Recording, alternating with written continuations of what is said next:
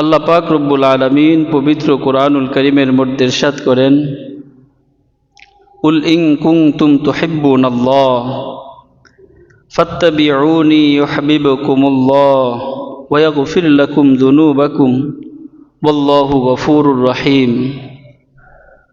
কুল in কুনতুম তুহিব্বুনাল্লাহ, যদি তোমরা আল্লাহকে ভালোবাসতে চাও তাহলে তোমরা আমার হাবিব মুহাম্মদুর রাসূলুল্লাহ সাল্লাল্লাহু আলাইহি ওয়াসাল্লামকে ভালোবাসো। যদি তোমরা আমার হাবিবকে ভালোবাসতে পারো তাহলে এটাই হবে আমাকে ভালোবাসা। আর যে নাকি আমাকে এবং আমার হাবিবকে ভালোবাসবে, ইয়াগফির লাকুম যুনুবাকুম, আল্লাহ তাআলা তাদের জিন্দেগীর সমস্ত গুনাহগুলোকে ক্ষমা করে দিবেন। সুবহানাল্লাহ। এটাই হচ্ছে সর্বোত্তম, সবচেয়ে সহজ এবং সবচেয়ে মুমিনের জন্য নাজাতের সহজ পথ। সেটা কি? আল্লাহকে ভালোবাসা, আল্লাহর রাসূলকে ভালোবাসা, সেই সাথে সাথে এর মাধ্যমেই আল্লাহ তাআলার নাজাতের উসিলা বানানো, নাজাতের উসিলা খোঁজা। কোনো বান্দাই ফুলসিরাতের পোল পার হওয়া ছাড়া জান্নাতে প্রবেশ করতে পারবে না, জান্নাতে যেতে পারবে না। নবীন, সিদ্দিকিন, শুহাদা, সালেহিন, খোলাফায়ে রাশিদিন, আইম্মায়ে মুজতাহিদিন, শুরু থেকে শেষ পর্যন্ত যত মানুষ দুনিয়াতে আগমন করেছে, এদের মধ্যে যারা মুমিন বান্দা ঈমান এনেছে তারাই তো জান্নাতে যাবে। এদের ব্যাপারেই বলা হচ্ছে যে এদের মধ্যেই যারা মুমিন হবে তারাও ওই ফুলসিরাতের পোল পার হওয়া ছাড়া জান্নাতে যেতে পারবে না। ওই ফুলসিরাত পার হওয়ার মাধ্যম কি? ফুলসিরাত যার যার ঈমান এবং আমলের মাধ্যমে জ্যোতি তৈরি হবে, নূর পয়দা হবে। ওই নূরের আলো দিয়ে তারা ওই ফুলসিরাতের পথ পার হবে, ফুলসিরাতের পোল পার হবে। কারণ ফুলসিরাতের ওই পথটা হবে অন্ধকার। বলছে যে চুলের চাইতেও চিকুন হবে, ছুরির চাইতেও ধারালো হবে, আর অমাবস্যা রাতের চাইতেও বেশি অন্ধকার হবে। এত বেশি অন্ধকার যে মানুষ নিজেকেও সে দেখতে পাবে না। পোল কিভাবে দেখবে? তো এটা থাকবে জাহান্নামের উপর দিয়ে হাসরের ময়দান থেকে জান্নাতে যাওয়ার একটা পথ। যদি কোনো রকম পাপ পিছলেও পড়ে যায় তাহলেও জাহান্নাম। আর জাহান্নাম কেমন জাহান্নাম? যেখানে শুধুই আগুন, আগুন ধাউ ধাউ করে জ্বলছে। এ দুনিয়ার চাইতেও অনেক বেশি গুণ পাওয়ারফুল হবে। দুনিয়ার যে আগুন আছে তার চাইতেও 70 গুণ বেশি পাওয়ারফুল হবে ওই আগুন। তাহলে সেই আগুন কেমন হবে? দুনিয়ার আগুন তো মানুষের ঘর বাড়ি যা যেখানে আগুন লাগে সেখানে জ্বালিয়ে পুড়িয়ে ছারখার করে দেয়, ঠিক না? কি করে? সেটা লোহা হোক, তামা হোক, স্বর্ণ হোক, রূপা হোক, আর গাছপালা তরুলতা যা সেগুলো তো কোনো কথাই নাই। সব কিছুকে কি করে? জ্বালিয়ে পুড়িয়ে ভস্ম করে দেয়। আর সেটা যদি এরকম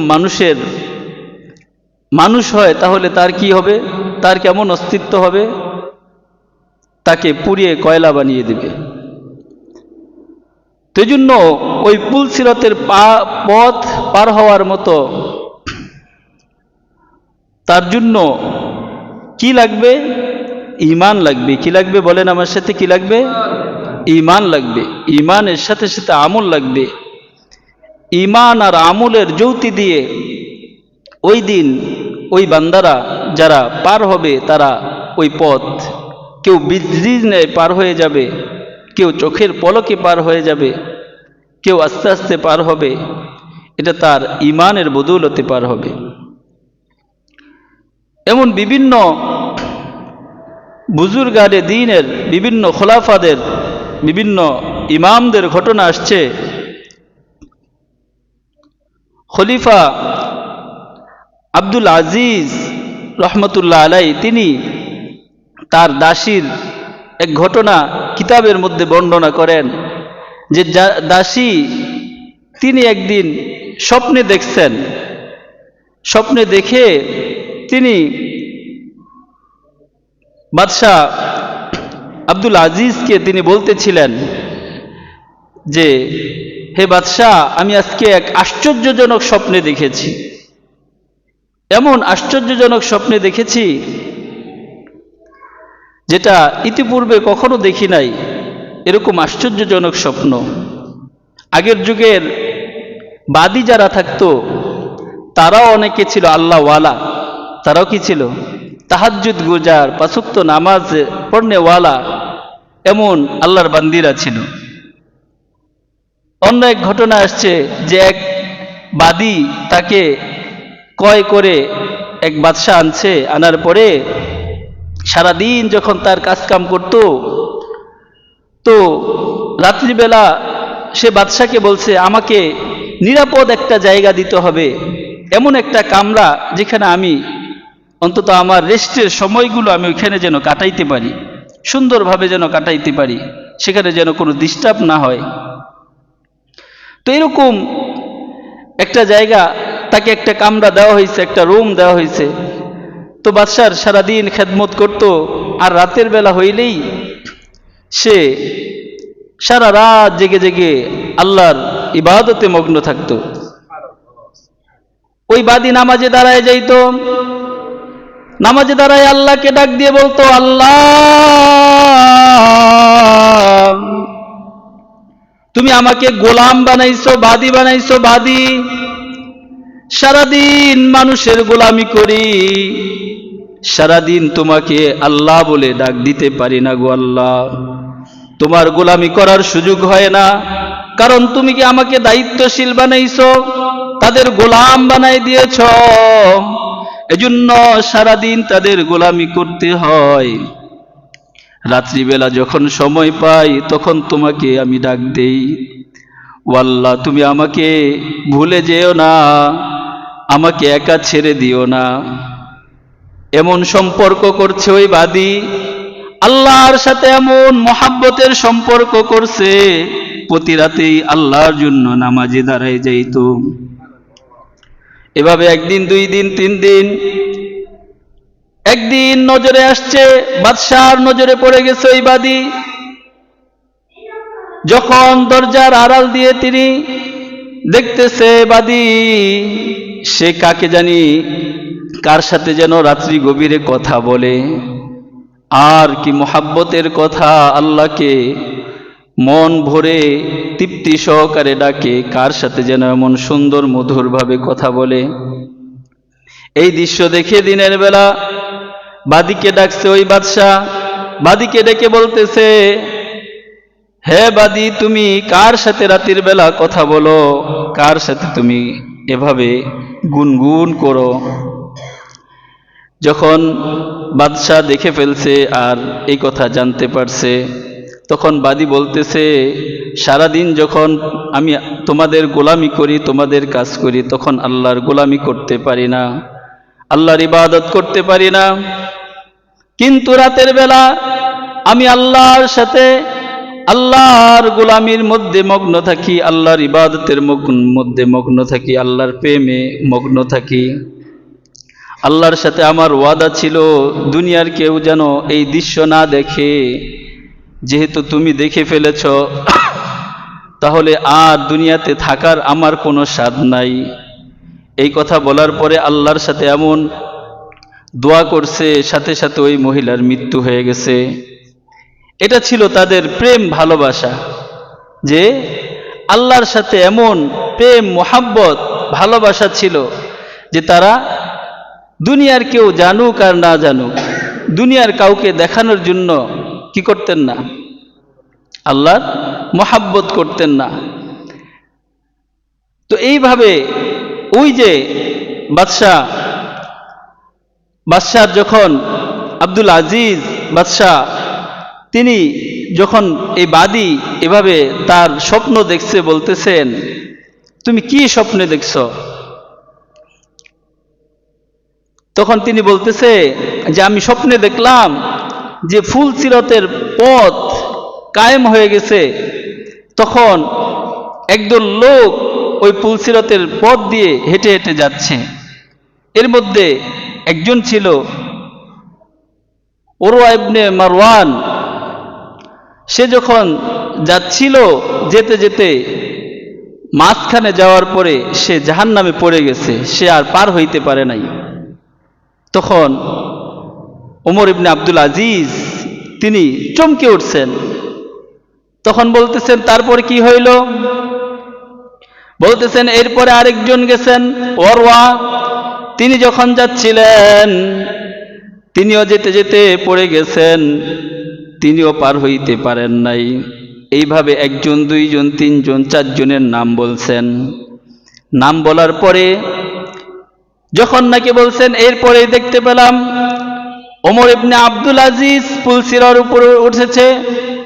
ওমর ইবনে আব্দুল আজিজের নাম নেওয়ার সাথে সাথে ওমর ইবনে আব্দুল আজিজ অজ্ঞান হয়ে পড়ে গেছেন। সাথে সাথে তিনি বেহুশ হয়ে গেছেন, হুশ হারায় ফেলছেন। তখন ওই বাদী এসে তার মাথায় পানি দেয়, তাকে চিৎকার করে ডাকতেছে, হে ওমর ইবনে আব্দুল আজিজ, আপনার কি হলো? এখনো তো ঘটনা আপনাকে শুনাই নাই, আপনি অজ্ঞান হয়ে গিয়েছেন, আপনার কি হলো? আপনি হুশ কেন ফিরে না? আপনার কি হয়ে গেল? অনেক সময় পরে ওমর ইবনে আব্দুল আজিজের জ্ঞান আসছে। জ্ঞান আসার পরে বলতেছে কি হয়েছিল তারপরে বলো। তখন বলতেছে আমি কিভাবে বলবো? আপনার নাম নেওয়ার সাথে সাথেই তো আপনি অজ্ঞান হয়ে গিয়েছেন, আপনাকে ঘটনা আমি কিভাবে শুনাইবো? তারপর কি হয়েছে? ওমর ইবনে আব্দুল আজিজ বলতেছেন তারপরে কি হয়েছে এবার বলো। তখন ওই বাদী বলতেছেন, ওমর ইবনে আব্দুল আজিজ, আপনি যখন ফুলসিরতের পথ দিয়ে হাঁটা শুরু করছেন, তখন আল্লাহ পাক রব্বুল আলামিন আপনার ঈমানের বদৌলতে, আপনার আমলের বদৌলতে আল্লাহ পাক রব্বুল আলামিন এমন জ্যোতি তৈরি করে দিয়েছেন যে জ্যোতির ফজিলতে আল্লাহ পাক রব্বুল আলামিন আপনার ওই ফুলসিরতকে পার করাই দিয়েছেন। সুবহানাল্লাহ। ঈমানের, আপনার যে ঈমানের পাওয়ার, আপনার যে ঈমানের শক্তি, এই ঈমানের বদৌলতে আল্লাহ পাক রব্বুল আলামিন আপনাকে ফুলসিরাত পার করাইছেন।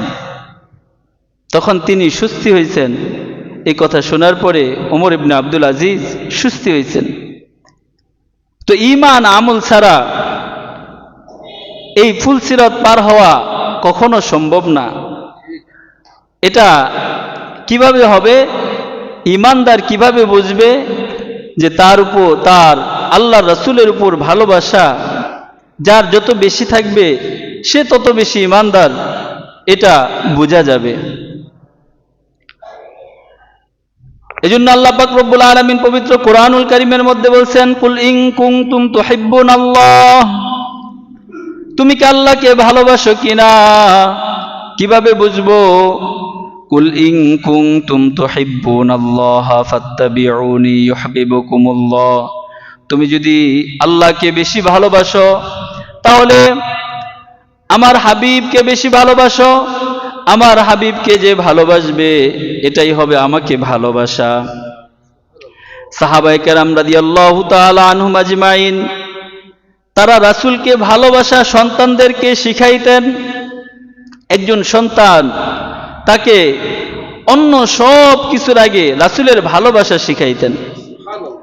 রাসূলের কিভাবে হাঁটে, রাসূল কিভাবে কথা বলে, রাসূলের দরবারে নিয়ে যাইতেন, রাসূলের মজলিসে বসাইতেন, রাসূলকে দেখাইতেন, রাসূলকে চিনাইতেন। আজকে দেখবেন মানুষ ইসলাম থেকে বিমুখ, তারা ইসলামের কোনো কিছু জানতেও রাজি না। যারা ইসলামের হর্তাকর্তা আছে, যারা আলেম ওলামা আছে, তাদের উপর বিদ্বেষ পোষণ করে। সন্তানদেরকে তাদেরকে চিনাইব তো দূরে, তাদেরকে তাদের কাছে আনবো তো দূরে, তাদের সাথে পরিচয় করাইবো তো দূরে, তারা মনে করে এই মৌলবীদের কাছে যে কি হবে, তাদের দেখলে তাদের থেকে আরো কিভাবে দূরে সরানো যায়।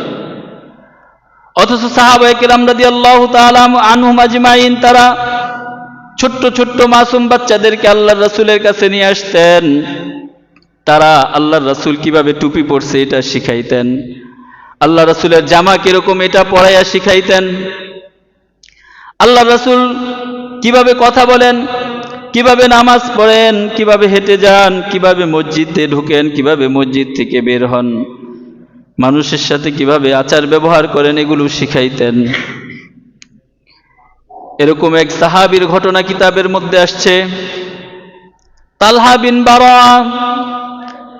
তিনি ছোট্ট সাহাবী ছিলেন, একেবারে ছোট্ট সাহাবী। তিনি তার বাবার সাথে মসজিদে নববীতে আসা যাওয়া করতেন। বারা তার বাবার নাম ছিল, তিনি নিয়ে আসতেন ছোট্ট সাহাবী তালহাকে। তালহা যখন মসজিদে নববীতে আসতো, আল্লাহর রাসূলের কাছাকাছি এসে বসতো।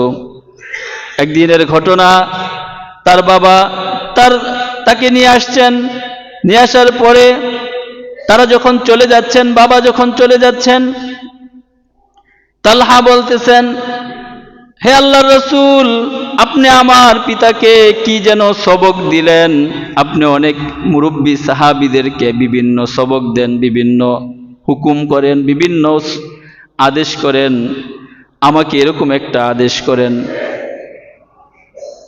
ওই তালহা, ছোট্ট তালহা বলতেছেন, আল্লাহর রাসূল বলতেছেন, তোমার বাবা চলে যাচ্ছে, তুমি যাও না। বলতেছে, আমি যাব না, আমাকে একটা হুকুম করেন, যেই আদেশটা আমি পালন করতে পারি, যেই হুকুম মতো আমি চলতে পারি, এরকম একটা আদেশ করেন। বলতেছেন, আল্লাহ রাসূল বলতেছেন, এত ছোট্ট সাহাবী, তার ভিতরে রাসূল প্রেম এত বেশি, তাকে একটু পরীক্ষা করে দেখি। আল্লাহ রাসূল বলেন, ঠিক আছে, তোমার কোমরের ভিতরে যে খঞ্জর দেখা যায়, এই খঞ্জরটা দিয়ে তোমার পিতার মাথাটা দ্বিখণ্ডিত করে আমার কাছে নিয়ে আসো। হুকুম পাওয়ার সাথে সাথে ছোট্ট তালহার এক মুহূর্তের জন্য দেরি করেন নাই, এক মুহূর্তের জন্য আর চিন্তা করেন নাই, তিনি দৌড় দিছেন তার পিতার কল্যাণের জন্য। আল্লাহ রাসূল পিছন থেকে ডাক দিয়ে বলতেছেন, হে তালহা দাঁড়াও, আমি আল্লাহ রাসূল দুনিয়াতে পিতার কল্যাণের জন্য সন্তানকে আদেশ করবে জন্য আসি নাই, পিতার কল্যাণ দ্বিখণ্ডিত করার জন্য আমি দুনিয়াতে আল্লাহ তাআলা আমাকে পাঠান নাই। আমি শুধু দেখতেছিলাম তুমি কেমন ভালোবাসো, তোমার ভালোবাসায় তুমি পরীক্ষায় বিজয়ী হয়েছ, তোমার পিতার কল্যাণ আনতে হবে না, তোমার প্রতি আমি সন্তুষ্ট হয়ে গেছি। ওই ছোট্ট তালহা কয়েকদিনের মধ্যে অসুস্থ হয়ে গেছেন। অসুস্থ হওয়ার পরে আল্লাহ রাসূল সাল্লাল্লাহু আলাইহি ওয়াসাল্লামের দরবারে সংবাদ আসছে, ছোট্ট তালহা বিন বারা অসুস্থ হয়ে গিয়েছেন। তার পিতাকে খবর দিয়ে আল্লাহ রাসূল সাল্লাল্লাহু আলাইহি ওয়াসাল্লাম বলতেছেন, চলো আমি তোমার সন্তান তালহাকে দেখতে যাব। আল্লাহ রাসূল ছুটে গেছেন তালহাকে ইয়াদাতু মারিজ করার জন্য, অসুস্থ ব্যক্তিকে দেখার জন্য। যখন আল্লাহ রাসূল সাল্লাল্লাহু আলাইহি ওয়াসাল্লাম গেছেন, যাওয়ার পরে দেখতেছেন তালহার অবস্থা বেশি ভালো না, তালহা খুব মারাত্মক অবস্থায় আছে, হয়তো বাঁচা মরণের অবস্থায় আছে, হয়তো বেশি দিন বাঁচবে না। তখন আল্লাহ রাসূল সাল্লাল্লাহু আলাইহি ওয়াসাল্লাম তালহার বাবাকে ডেকে বলে, হে তালহার বাবা, যদি তালহা মৃত্যুবরণ করে তাহলে আমাকে খবর দিবা, আমি তালহার জানাজা পড়াবো, তার কবরে নামবো, আমি তার কবরস্থ করব, অবশ্যই তুমি আমাকে খবর দিবা। এর কিছুদিন পরে আল্লাহ রাসূল সাল্লাল্লাহু আলাইহি ওয়াসাল্লামের দরবারে সংবাদ আসছে, তালহা মৃত্যুবরণ করেছে। কিন্তু আল্লাহ রাসূল সাল্লাল্লাহু আলাইহি ওয়াসাল্লামকে জানানো হয় নাই। তখন আল্লাহ রাসূল সাল্লাল্লাহু আলাইহি ওয়াসাল্লাম তালহা বিন বারাকে ডেকে আনছেন। তালহার পিতাকে ডেকে এনে বলতেছেন, হে তালহার পিতা, তুমি আমাকে কেন খবর দিলা না? তোমাকে তো বলেছিলাম যদি আমার আশেকে রাসূল তালহা, ছোট্ট তালহা আমাকে যে মোহাব্বত করত, সে যে সত্যিকারের আশেক, সে যদি মৃত্যুবরণ করে তাহলে আমাকে খবর দিবা, আমি তার জানাজায় শরীক হব। তুমি কেন আমাকে খবর দিলা না?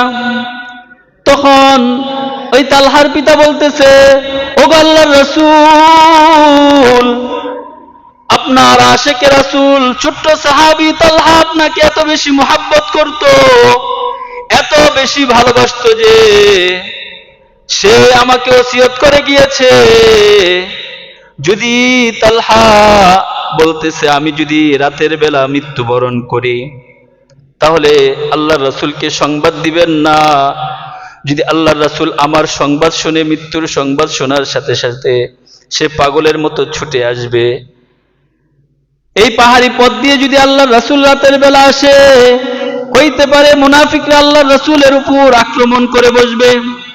সুতরাং আল্লাহর রাসূলকে রাতের বেলা হলে সংবাদ দিবেন না। যদি আমি দিনের বেলা মৃত্যুবরণ করি তাহলে আল্লাহর রাসূলকে সংবাদ দিবেন। আল্লাহর রাসূল, হে আল্লাহর রাসূল, তালহা তো রাতের বেলা মৃত্যুবরণ করেছে এবং সে ওসিয়ত করে গেছে যেন রাতের বেলা হলে আপনাকে সংবাদ না দেই। আপনার ছোট্ট সাহাবী হলে কি হবে? আপনার জন্য এত বেশি পাগল ছিল যে আপনি যদি রাতের বেলা আসেন আর মুনাফিকরা যদি আপনার উপর আক্রমণ করে বসে, তাহলে আল্লাহর দরবারে আমি তালহা কি জবাব দিব? এজন্য সে নিষেধ করে গেছেন, এজন্য আপনাকে খবর দিতে পারি নাই। তখন আল্লাহর রাসূল সাল্লাল্লাহু আলাইহি ওয়াসাল্লাম আরো বেশি পাগল হয়ে গেছেন, বলতেছেন, হে তালহার পিতা, চলো আমি তালহার কবরটাকে জিয়ারত করব। সুবহানাল্লাহ। এটা হচ্ছে আশিকে রাসূল, আল্লাহর রাসূলের মুহাব্বত। আল্লাহর রাসূলের জন্য এমন পাগল পারা ছিল ছোট্ট সাহাবী তালহা, সে মৃত্যুর সময় পর্যন্ত আল্লাহর রাসূলকে বলতে পারেন নাই। এজন্য আমরাও তো আশিকে রাসূল, আমরাও দাবি করি আল্লাহর রাসূলকে মুহাব্বত করি, কিন্তু আল্লাহর রাসূলের সুন্নত খুঁজতে গেলে একটা সুন্নতও খুঁজে পাওয়া যাবে না। টুপিটা শুধু নামাজের সময় থাকে, বাহিরের সময় থাকে না। অনেকের টুপি তো নামাজেও থাকে না, আসলে মসজিদে কোনো টুপি আছে কিনা এটা খুঁজতে থাকে, ঠিক কিনা? আমরা আল্লাহর রাসূলের সুন্নতকে কুরবানি দিয়ে ডাস্টবিনে ফেলাই, অথচ আল্লাহর রাসূলের জন্য যারা পাগল ছিলেন, আশিক ছিলেন, আল্লাহর রাসূল তাদের জন্য পাগল ছিলেন। কাল কিয়ামতের দিন আল্লাহর রাসূলের সুপারিশ ছাড়া কেউ ওই জান্নাতে প্রবেশ করতে পারবে না। ইমাম আহমদ ইবনে হাম্বলের ঘটনা আসছে কিতাবের মধ্যে। তিনি চার ইমামের একজন ইমাম, ইমাম মালিক, ইমাম শাফি, ইমাম আবু হানিফা, ইমাম আহমদ ইবনে হাম্বল রাহিমাহুল্লাহ। ইমাম আহমদ ইবনে হাম্বল যোগ শ্রেষ্ঠ একজন, তিনি ইমাম ছিলেন, চার ইমামের এক ইমাম, তাকে বলা হইতো আশিকে রাসূল। ওই ইমাম আহমদ ইবনে হাম্বলের ঘটনা আসছে,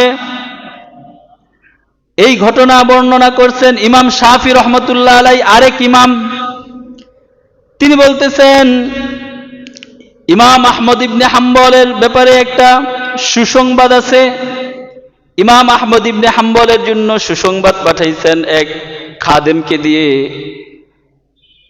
খাদেম যখন ইমাম আহমদ ইবনে হাম্বলের নিকট সুসংবাদ নিয়ে গেছেন, তখন ইমাম আহমদ ইবনে হাম্বল জেলখানার ভিতরে, তাকে জেলখানায় বন্দি করে রাখা হয়েছে। ওই জেলখানার ভিতরে ইমাম আহমদ ইবনে হাম্বল, ইমাম আহমদ ইবনে হাম্বলের নিকট যখন সুসংবাদ নিয়ে গেছেন, খাদেম সুসংবাদ দেওয়ার পরে ইমাম আহমদ ইবনে হাম্বল বলতেছেন, সুসংবাদ দেওয়ার পরে যিনি সুসংবাদ নিয়ে আসছে তাকে কিছু হাদিয়া দেওয়া সুন্নত। আমি তো এমন জায়গায় আছি জেলখানার ভিতরে, এখন তোমাকে আমি কি হাদিয়া দিব? এখানে তো আমার সাথে কিছুই নাই তোমাকে হাদিয়া দেওয়ার মতো। আমার উপর টর্চার চলতেছে প্রতিনিয়ত, জালেম বাদশা আমার উপর চাবুক প্রহার মারে, চাবুক দিয়ে প্রহার করে, পা থেতলিয়ে গেছে। আমার কাছে শুধু একটা জুব্বা, পরিহিত জুব্বাটাই আছে। তারা যখন চাবুকের আঘাত করে তখন প্রথমে আমার জুব্বার মধ্যে লাগে, তারপরে আমার গায়ের চামড়ার মধ্যে লাগে। তো আমি তারপরেও তোমাকে আমি রাসূলের সুন্নত আমি পালন করার জন্য আমার গায়ের জুব্বাটা আজকে তোমাকে আমি দিয়ে দিচ্ছি। আমি গায়ে চাবুকের প্রহার সহ্য করতে পারবো, তারপর আল্লাহর রাসূলের একটা সুন্নাত ছেড়ে দিতে পারবো না। সুবহানাল্লাহ। ইমাম আহমদ ইবনে হাম্বল তিনি গায়ের জামাটা খুলে ওই খাদেমকে দিছেন। খাদেম দেওয়ার পরে বলতেছেন, এটা নাও, আমি তোমাকে এই জামা দিয়ে দিলাম। এই জামার উপরে জালেমের চাবুকের বাড়ি শত শত বাড়ি লেগে আছে, জামার বিভিন্ন জায়গা দিয়ে ছিঁড়ে গেছে। যখন ওই খাদেম জুব্বা নিয়ে চলে গেছেন, ইমাম আহমদের দরবারে গেছেন। ইমাম আহমদ ইবনে হাম্বলের থেকে যখন বের হয়ে আসছেন, ইমাম শাফি জিজ্ঞাসা করতেছেন, হে খাদেম, তুমি তো ইমাম আহমদের নিকট সংবাদ পৌঁছাইছো? বলতেছে, হ্যাঁ, আমি সংবাদ দিয়েছি। তখন বলতেছে, তোমাকে কি হাদিয়া দিছে আমাকে দেখাও। তখন ইমাম শাফির এই কথা শুনে খাদেম বলতেছে, আমাকে যে হাদিয়া দিছে এটা আপনি কিভাবে জানলেন? এটা তো আমি ছাড়া আর ইমাম আহমদ ইবনে হাম্বল ছাড়া আর কেউ জানে না। তখন ইমাম শাফি রহমতুল্লাহ আলাইহি বলতেছেন, আশিকে রাসূল, জামানার আশিকের শ্রেষ্ঠ আশিকে রাসূল ইমাম আহমদ ইবনে হাম্বল, তার নিকট তুমি একটা সুসংবাদ নিয়ে গিয়েছ, আর সে তোমাকে হাদিয়া দিবে না, রাসূলের সুন্নাহর উপর আমল করবে না, এটা কখনো হতে পারে না। এজন্য তোমাকে কি হাদিয়া দিছে আমাকে দেখাও। তখন তিনি তার ব্যাগের থেকে বের করে জামাটা দিছেন, বলতেছেন, এই যে ইমাম আহমদ ইবনে হাম্বল, তার নিকট কিছুই ছিল না, জেলখানার ভিতরে তার গায়ের জামাটা খুলে দিয়ে দিছেন রাসূলের সুন্নাত পালন করার জন্য। সুবহানাল্লাহ। আমরাও তো আশিকে রাসূল, আমরা শুধু আশিকে রাসূল, শুধু জিলাপি খাওয়ার আশিকে রাসূল, ঠিক কিনা? শুধু সিন্নি খাওয়ার আশিকে রাসূল।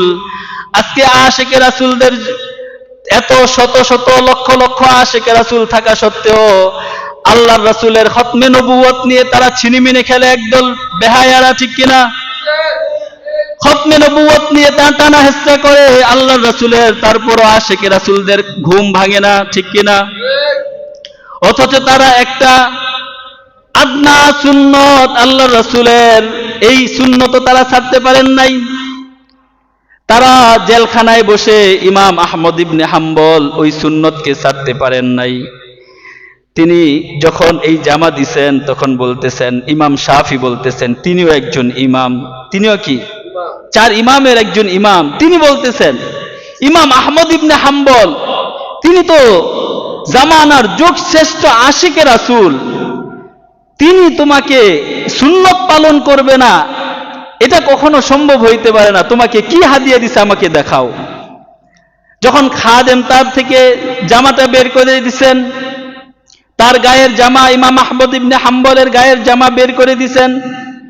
ইমাম আহমদ ইবনে হাম্বলের গায়ের জামা পাওয়ার পরে ইমাম শাফি রহমতুল্লাহ আলাইহি হাতে নিয়ে তিনি চুমু খেয়ে ঘরের ভিতর ঢুকে গেছেন। একটু আস্তে বলেন সুবহানাল্লাহ। তিনি কি করছেন? এক আশিকে রাসূলের গায়ের জামা নিয়ে তিনি ঘরে প্রবেশ করছেন। ঘরে যাওয়ার পরে অনেকক্ষণ পরে তিনি আসছেন, এসে বলতেছেন, নাও তোমার জামা, তোমাকে দিয়ে দিলাম, এটা তো ইমাম আহমদ ইবনে হাম্বল তোমাকে হাদিয়া দিছে, আমি তো এটা নিতে পারবো না। তখন খাদেম হাতে নেওয়ার পরে বলতেছে, হে ইমাম শাফি, আপনি জামা আমার থেকে নিলেন শুকনা আর জামা দিলেন ভিজা, এর কারণ তো বুঝলাম না। সুবহানাল্লাহ বলেন। কি বলতেছে? আপনি জামা নিলেন শুকনা আর আমাকে দিলেন ভিজা, এর কারণ কি? আমি তো আপনাকে শুকনো জামা দিয়েছি, আপনি ভিজা জামা কেন দিলেন? তখন ইমাম শাফি রহমতুল্লাহ আলাইহি বলতেছেন, ওরে খাদেম, এটা হচ্ছে সবচাইতে শ্রেষ্ঠ আশিকে রাসূলের জামানার সবচাইতে শ্রেষ্ঠ আশিকে রাসূলের গায়ের জামা। এই জামা থেকে আমি ভিজায়া এক বোতল পানি রেখে দিছি, এই পানি আমি আমার পরিবারের সদস্যদেরকে ওসিয়ত করে যাব, আমার মৃত্যুর সময় যেন, আমার মৃত্যুর পরে যেন এই পানি দিয়ে আমাকে গোসল দেওয়া হয়। হতে পারে এই ইমাম আহমদ ইবনে হাম্বলের গায়ের জামার পানি দিয়ে আমাকে গোসল দিলে আল্লাহ পাক রব্বুল আলামিন এই উসিলায় আমাকে নাজাতের ফয়সালা করে দিবেন, সুবহানাল্লাহ। এজন্য আমি এক বোতল পানি রেখে দিয়েছি, ভিজায় এক বোতল পানি রেখে দিয়েছি। এরা ছিল আশিকে রাসূল, এরা আল্লাহর রাসূলের জন্য কল্লা দিতে রাজি ছিল, কিন্তু কখনো আল্লাহর রাসূলের একটা সুন্নতের উপর আমল ছেড়ে দিবে এটা কখনো সম্ভব ছিল না, ঠিক কি? এটা কখনো সম্ভব ছিল না। আমাদের দারুল উলুম দেওবন্দের যিনি প্রতিষ্ঠাতা ছিলেন কাসেম নানুতুবির ঘটনা আসছে, যখন ইংরেজদের বিরুদ্ধে তিনি ফতোয়া জারি করেছিলেন, ইংরেজরা তাকে ওয়ারেন্ট জারি করে দিয়েছিল, তাকে গ্রেপ্তারি পরোয়ানা জারি করে দিয়েছিল, তাকে যেখানে পাও যখন পাও তখনই গ্রেপ্তার করে আটক করো। তিনি 3 দিন পর্যন্ত আত্মগোপনে ছিলেন। 3 দিন পরে আবার চলে আসছেন মসজিদের মধ্যে। মসজিদের ছাত্তায় দারুল উলুম দেওবন্দের ভিতরে একটা মসজিদ আছে, সেটার নাম হচ্ছে মসজিদে ছাত্তা, যেটার ইমাম ছিলেন কাসেমুল খায়রাত কাসেম নানুতুবি রহমাতুল্লাহ আলাইহি। কাসেম নানুতুবি মসজিদে আসার পরে অন্য সকল মুসল্লিরা, আশেপাশের লোকজন বলতেছে, হুজুর আপনি কেন চলে আসছেন? আপনার উপর ওয়ারেন্ট জারি করা, আপনাকে যখন পাবে তখনই অ্যারেস্ট করবে। তখন তিনি বলতেছেন, ওরে বেকুফের দল, আমি যে 3 দিন আত্মগোপনে ছিলাম, এটা কি ওই কাফের বেঈমান ইংরেজদের ভয়ে নাকি? আমি তো ইংরেজদের ভয়ে আত্মগোপন করি নাই।